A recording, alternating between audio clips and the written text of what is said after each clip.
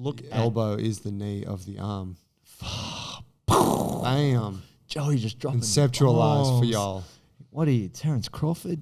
Shit, Bending son. my mind. Going back to the womb Newton right had it now. all wrong. Gravity is an illusion, man.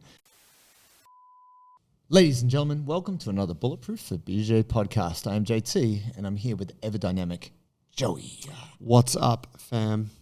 You need to fix your sore elbows for grappling. It's a common thing.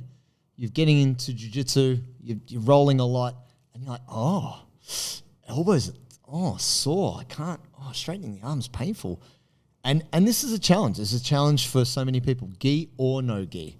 And we're going to talk about kind of why it happens and kind of unpack that, and then talk about what can you do to fix your sore elbows. Yeah, we got the solution. Have you experienced this before? You know, I haven't had it much from grappling, but I've had it from other strength training. Other strength training? Yeah. Getting that grip Deep way. flexion. 2 hands in it. But I've worked, so many of our people have had it, huh? Yep. And I think that it's one of those things that kind of, it's a bit of an inevitability with jiu-jitsu. Yes. And it usually rears its head somewhere around 3 to 5 years in the game. Yeah, accumulates. Yeah, it's like purple belt, brown belt. They're usually the ones that are like, oh, my elbow, and all black belts are like, oh man, elbows. But it's one of those things, right, where when you're warm, it's fine. Yep. So you usually don't experience it at jiu-jitsu. It's 2 o'clock in the morning when you wake up and you're like, or it's your first set in the gym of pull-ups and you're like, yeah. Yeah, definitely. And it's really simple. We have talked about this before, but it's just this idea that we are constantly trying to pull people in, whether it's into our guard or, engaging people in some kind of a collar tie or Like back control and shit, like seat belts, and it's all pulling. Guillotine, squeezing. And it presents as this pain at the top of the elbow, sometimes on the inside, depending on the individual. Which, referred to as like you got like golfer's elbow and tennis elbow, right? But really, we're talking about inflammation at the soft tissues in the elbow joint. Yeah, and the general culprit is an overloaded brachioradialis, which is just the muscle that sits across the top there. Now, doctors don't know any better, and they're going to say, you've got tennis elbow. You don't have tennis elbow, you don't play tennis. If you do, unlucky. But you have jiu-jitsu elbow, and there's some contributing factors to this. And a lot of it is being internally rotated and squeezing, flexion, lots of flexion. And what we don't do is we don't do a lot of extension, because this is dangerous, right? Like, this is safe. Being like, even strikers, like keeping hands in tight, this is safe. Being extended or open is vulnerable, so we don't do it, regardless of what your therapist might encourage you to do. Be vulnerable. So let's look at that. So the wrist is coming in, the elbows tight, biceps tight, forearms tight, and shoulder is also in tight as well. And doing this too much tends to lead to overuse of this area. Yeah, it's kind of, the position itself is fine, right? Your body can do anything. But when you do the same kind of thing repeatedly for years on end, there is often a price to be paid. Yes. And so you could say that there's like a lack of balance going on there, right? Like you're doing all this pulling and you're not doing much pushing. I was going to say, like, sometimes a cause could be maybe you had a specific incident that overloaded it. Yep. Right? Like maybe, and I'm just thinking like, for like a specific example, maybe you're working on front headlock control at the moment and you're like really hammering that squeeze, or your seatbelt work from the back. And then after a month of that, you're like, oh man, I've done something. So often when it comes about, it's because of all of the work that preceded that. Cumulative. Yeah. Just trying to illustrate that for the people. I'm with that. I do believe that for many people, whether it's the elbow, the knee, the hip, there may be a chronic process, like something that is building up over a long period of time, and maybe you're just kind of like, it's a bit stiff. But then there was an acute moment, like there was an overwork moment that's led you to... Now it hurts. Yeah. And now it won't stop hurting. Maybe it hurts a bit less, but you're like, once I'm warm, it's fine. Yeah. Like, how common is it? Like, it's so funny to me talking to any of our jiu-jitsu friends. They're like, once I'm once I'm rolling, I'm good. Yeah. But once you cool down, the old man aches seep into your bones. And the best part, or for the best part, I should say, there's not a lot of people don't have a lot of good solutions for you. Your doctor's like, just go see a physio, maybe get surgery. I don't know. That's not a good answer. Take some anti-inflammatories. You'll be right. Yeah, maybe just quit that jiu-jitsu thing. You're like, Doc, I've been doing this for 5 years. Yeah. I'm not quitting now. I am in this. Like, you familiar with Tai Chi? Maybe give that a try. Maybe switch martial arts. Yeah, I mean, I did Tai Bo for 5 years. I was in great shape. Yeah, you seen Billy Blanks? He's basically Wesley Snipes. He's ripped, just minus the hair and the tax fraud. Love you, Wesley. Thanks for listening. Let's fix your shit. So, something I learned many years ago, which was trying to work out how to sort out problems presenting at the elbow or the knee, even though they're different joints, is to look at... Elbow is the knee of the arm. Bam. Joey just dropping Conceptualize for y'all. What are you, Terence Crawford? Shit, Spending son. my mind. Going back to the womb Newton right had it now. all wrong. Gravity is an illusion, man. Think about this, my friends. You can go upstream and downstream. So we actually want to go downstream first because what you're doing with your wrist can tell us a lot about what's going on at the elbow. And so we spend a lot of time doing like ulnar. So if we think about your wrist, the radius is at the thumb, ulnar's to the outside. We're always kind of coming in with the wrist or flexing, coming in this way. We don't spend a lot of time going out and creating deviation, like radial deviation. I learned this from a friend of mine, Seamus Hayes. Shout out Iron Fix. Check him out on Instagram. He's a big, strong human, smart guy. And I was having a similar thing.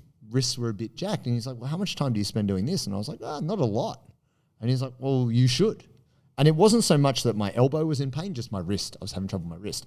And I started doing a little bit more rotational work and opening out there. And just simply by spending a bit of time doing that, like one session, I was like, it feels dramatically better. Because I just didn't spend any time using my wrist in that way. So I was like, oh, wow, how interesting. But here's the deal. If you are shortened on one side, you're not getting any stretch there. It's not that it's crammed, it's just shortened. Yeah. So as soon as you start to spend some time opening up the wrist, it makes a difference. And that's right. If you start to shorten on the other side, you will force that side to lengthen. Yeah. And have you found anything particularly good to help counter wrist tightness there, Joe? Yeah, I think it's something to help people visualize this. Like if you look at your elbow, you've got all these muscles that these tissues that terminate on each side of the elbow. Like they start there, they end there, they're crossing out, bicep, all this shit.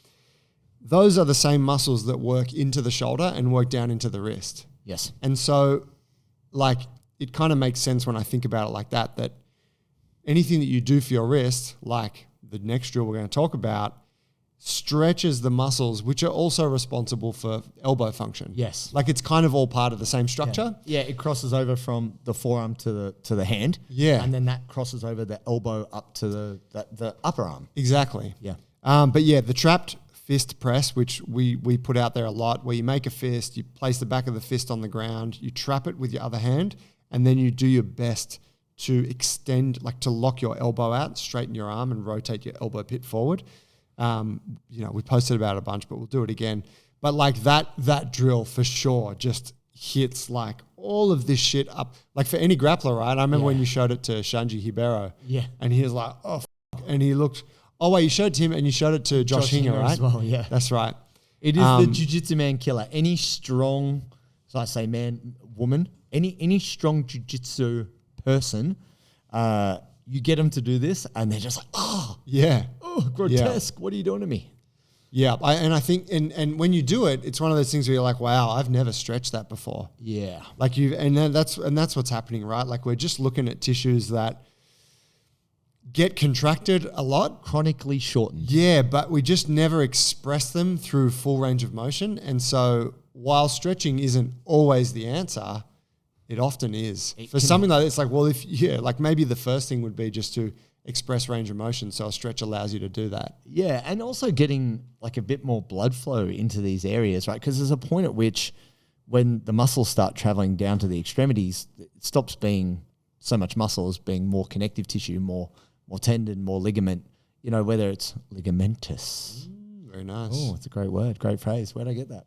Smart guy, I know. So whether it's the hand or the foot, they all kind of converge into these connective tissues. And if you don't spend some time, like actually spending some time like opening them up, they're not going to get blood flow, and it means they're less healthy and can be painful. So trap fist press is a really good one to start with. But then also what I want to do is go upstream. And this is something I learned from a good friend of mine, Teresa Marcello. And this is something that I'd never been taught before and never really thought of. And I just found it really interesting. We were actually talking about a client of mine, Janet, who had elbow pain. And she did play tennis and she played squash. She was into racket stuff. And I was like, oh, but her wrists are good. She's reasonably strong with her grip. We weren't overworking her grip, but she got this tennis elbow thing. And Teresa had pointed out to me that she had kind of forward posture, rounded posture. And she said like she's kind of kyphotic, which just means that kind of forward posture. But it meant that her shoulder was internally rotated. So every time she tried to lift her arm, she was always using that muscle in the forearm, like just straight away. And she's like, it never gets a break. And the thing that I then, once Teresa told me, I was like, oh, wow. I started trying to get her to externally rotate, and she struggled.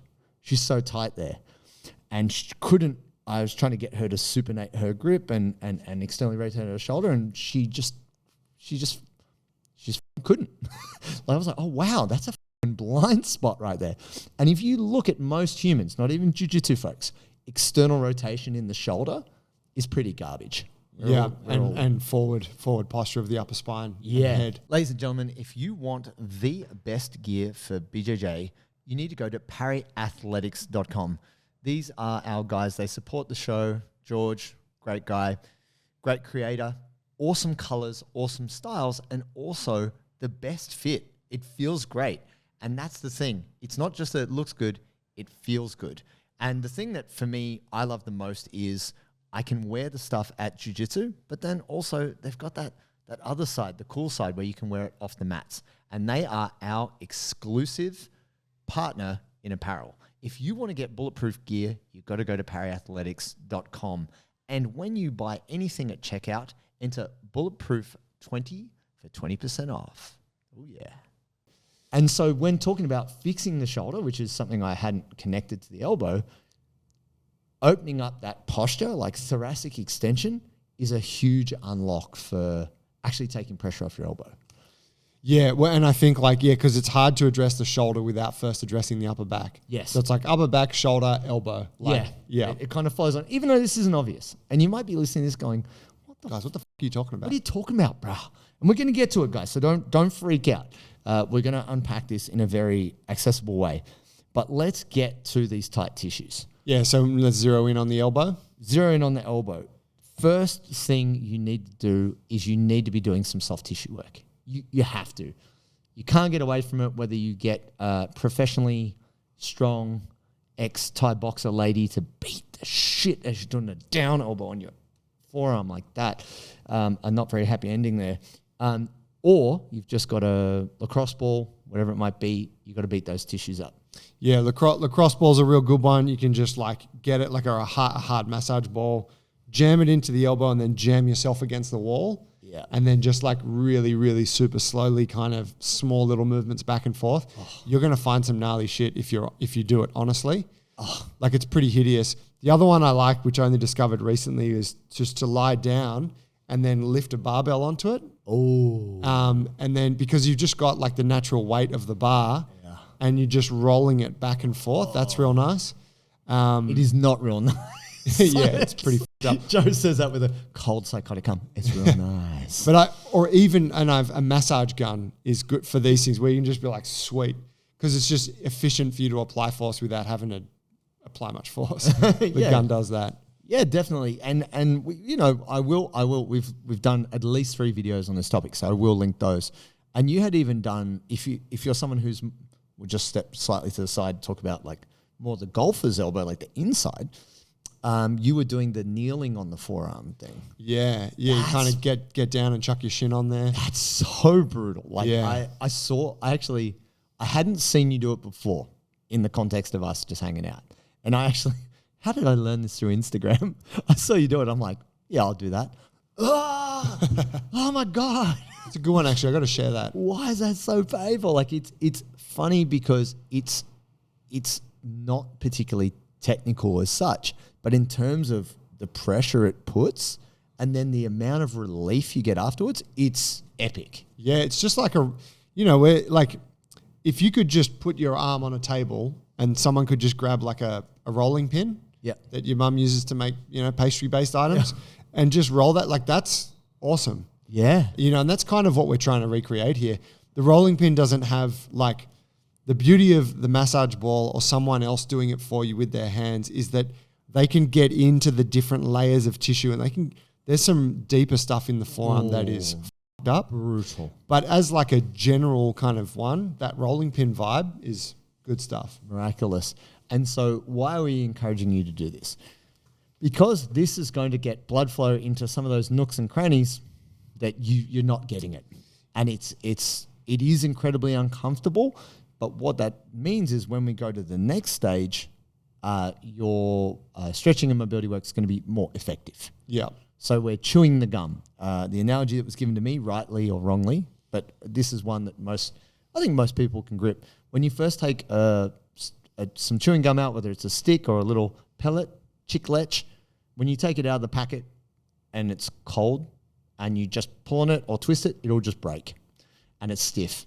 And so fascia is very much like this in terms of it can be gristly and just stiff. But if you chew that gum and you work it in that way, it becomes elastic. And this is the magic property of fascia. You warm it up, you elevate the temperature, you increase blood flow to it, it becomes more elastic. And then the whole thing, all your muscles and the joint can move more easily. Yeah. Now it's temporary, right? Like it only lasts as long as you stay warm and you keep that going, but that will enable you to get greater ranges of motion when you come to the next step, which is the stretching and mobility piece. Yeah. And I do think that, fascia is often just not considered, right? And it's kind of a bit of a mystery of the human body, but it's really not thought about much by folks. But like beating it up helps to make it supple, and also being like hydrated and rested. It's hydrated tissue. It can be easily manipulated. Yep. Whereas if you're dehydrated, the shit will be dry. Yeah, 100%. It's going to be like crispy bacon, just crack. No good. So let's talk about that next thing, which is so we talked about the trap fist press, which is really good for the wrist, but then we were talking about the shoulder and the elbow, and you had mentioned a drill that you like for this, Josep. Yeah, so the other huge contributor to elbow function is your biceps, right? Kind of obviously, like everyone's pretty aware of the biceps. You think about when you've just done a no-gi session, how pumped your biceps are, right? Like you look yourself, you're like, yes, bro. Yeah, boy, check out the vein. This unit. And so because you're squeezing, right? That's jiu-jitsu. Like you're squeezing, pulling, little bit of pushing, but really squeezing a lot. So biceps work really hard. Now, most people don't spend any time stretching the bicep. And we know this because when we put people into certain positions in our programs, anything skin the cat related, German hang, or if we go to the most basic version, the seated shoulder extension, where you put hands behind you on the floor and then you just edge your hips forward, or the tabletop press, which is the more active version. People struggle. They really struggle, right? And what's happening there, like the pec is involved. We're stretching the pec, but we're really stretching the bicep. Like the bicep is probably working the hardest there. And that getting into that extended shoulder position with a locked elbow allows you to access the bicep. Now, if that's huge, if you're like, oh my God, like this is brutal, big right now, that's telling you, well, things can't be working that well at your elbow because your biceps that tight. Struggling. Yeah, so just opening that shit up is low-hanging fruit. Also, this is just a side note on that, which let's say you can barely get to that position, that's arms back, right? Another good way, so I'm going to actually give a shout out, but low-key diss, to my boy, Mikhail Yahya. Why low key diss? Well, no, because he's got the tightest biceps. Everything's flexed. The Bollywood boulder. Bro, he is Love you, Mikhail. he's such a strong man, but he's also a tight man. And so I was trying to get him to do a supinated grip pull-up. And he couldn't. He's like, dude, my hands don't go that way. It's too much, most muscular. That's like palms facing towards you. Like he could do a bunch of pull-ups pronated, but that's just because his shoulders internally rotated. He's like tight there. I was like, dude, I just want you to hang with a supinated grip. And he's like, bro, I can't do it. I can't do it. It's too tight. You spend so much time that way. And I actually think a lot of people like that. Even though you might look at hanging, I wanted to just mention hanging as like an arms overhead position. It also stretches. Yeah. Even though you're kind of gripping, everything we've spoken about gets hit with a stretches biceps, stretches pecs, stretches lats too, right? Yep. Thoracic extension, like a little bit. Yeah, and I think the biggest limitation for most people is they just can't grip enough to hang for a good amount of time. Like, not everyone, but like if you don't spend time hanging, people are, my grip f***s out. Yeah. But if you can do 30 seconds with a supinated grip, that's maybe like it's just like a different way to open those up. Yeah, like I think as a coverall drill, like that kind of hits a lot of boxes we've mentioned. Man, hanging does it. It doesn't take any of them to an extreme end. Yeah, but it's like a really good daily like nourishment of that range of motion. Yeah. Do you find you get thirsty at training? I do all the time. I'm a sweaty human and I need to hydrate. Now the biggest problem is by the time you're thirsty, it's a little bit late. You need to hydrate. And that's why we got Sodi. Sodi is sponsoring the show. We've got all the colors of the rainbow. Great flavors here. We've got salty citrus, salty pineapple, salty berry, and my favorite, salty grapefruit. And they will be releasing 2 new mystery flavors soon. So why do we need this? It's going to prevent our muscle cramps. It's going to help our energy delivery. And it's also going to mean you're less tired, which is an advantage when you're training. If you want to maximize your jiu-jitsu and feel good when you're rolling, you need to get Sodi. And when you purchase, enter the code Bulletproof20 at checkout for 20% off. Oh, yeah. And lastly, I just wanted to tack on the end here for the kind of thoracic piece, but also the thing that a lot of people don't address is like rotation through the thoracic. And the sideline rotation is just money for that. It will help open up the pec as well as the bicep, but it's that turn through the shoulder, which we rarely do.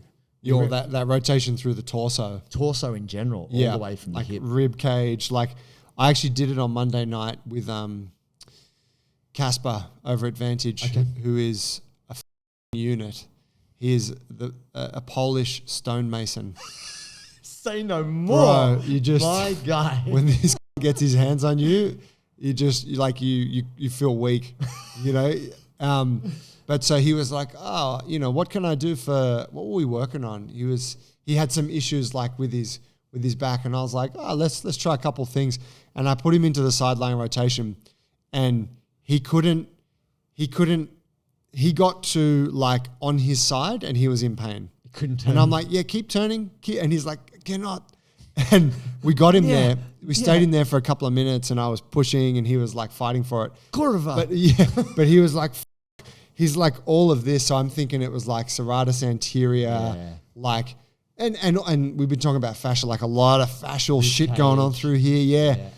Abs. Which, when we're looking at the body, it's like, it's nice to get super specific, but you can kind of make an assumption like, bro, if all of that doesn't move very well, there's probably going to be some shit that's not functioning properly. Yeah, and often the shoulder can just be the pain point. It's the symptom of the fact that the whole system is not dysfunction's the wrong word, but not functioning the way it should. Yeah, not expressing itself. Yeah, express yourself. So yeah, so there it is, folks. Just on trap fist press, seated shoulder extension, and sideline rotation. These 3 are going to go a long way.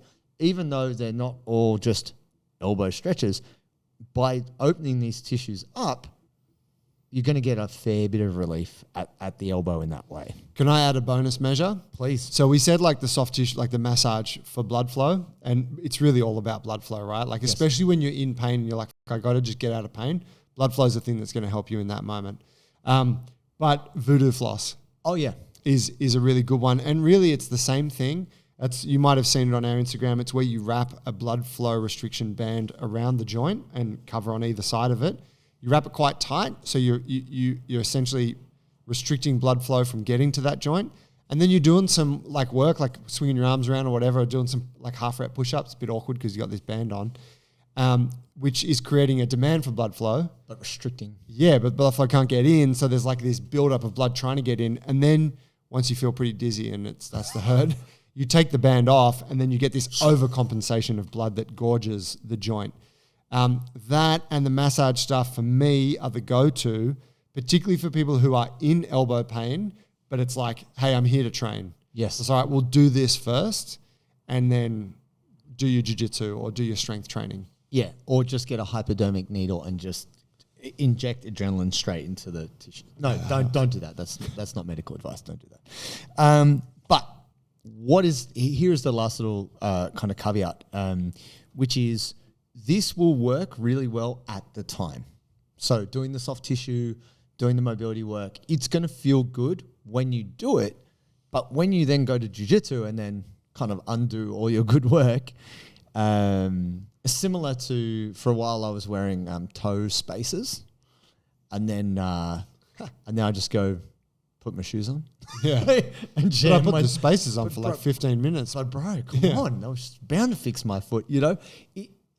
And this is often why I'm wearing toe spacers in my mouth these days. Oh my god, you It's are kind of the same thing, isn't very it? similar. Yeah. Open up these jaw, baby. How's that teeth spread? Yeah.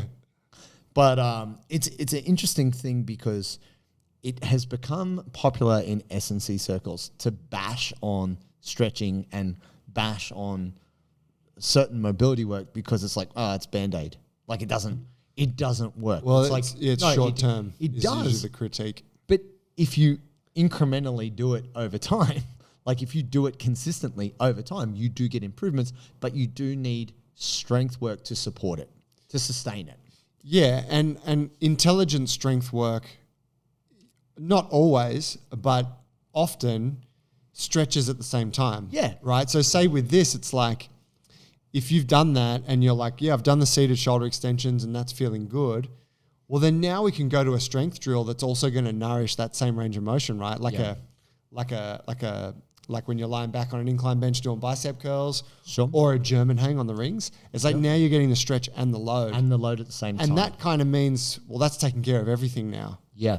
And the thing which I found very interesting, I got this from Louis Simmons from Westside Barbell, RIP, shout out, Holly, double axe chest. Fuck, look at that little tribute. Fucking got a lot to attribute to Louis.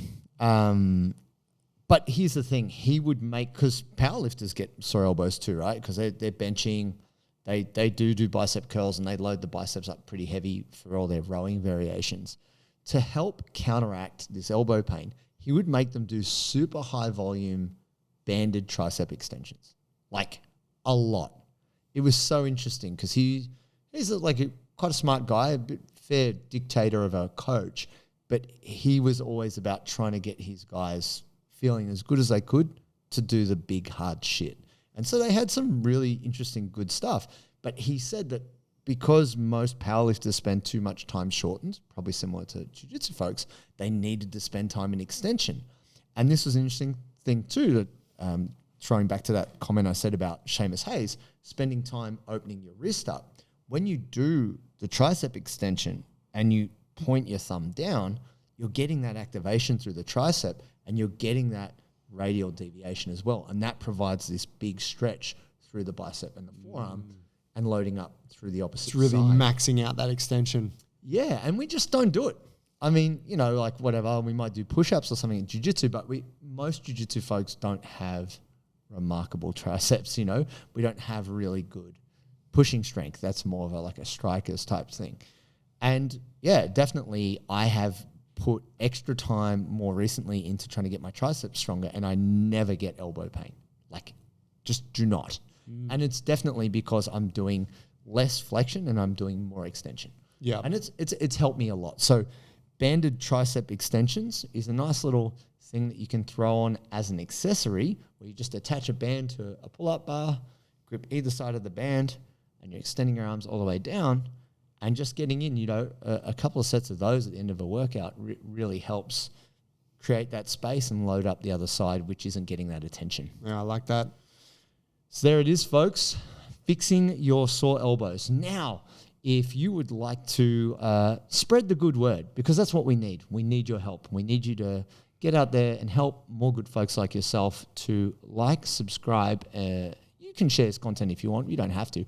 But if you're listening to this on audio, give us a 5-star rating, because that really helps the algorithm, the almighty algorithm, know that good BJJ folks like this stuff and more people will see it. And we appreciate that. Thanks, guys.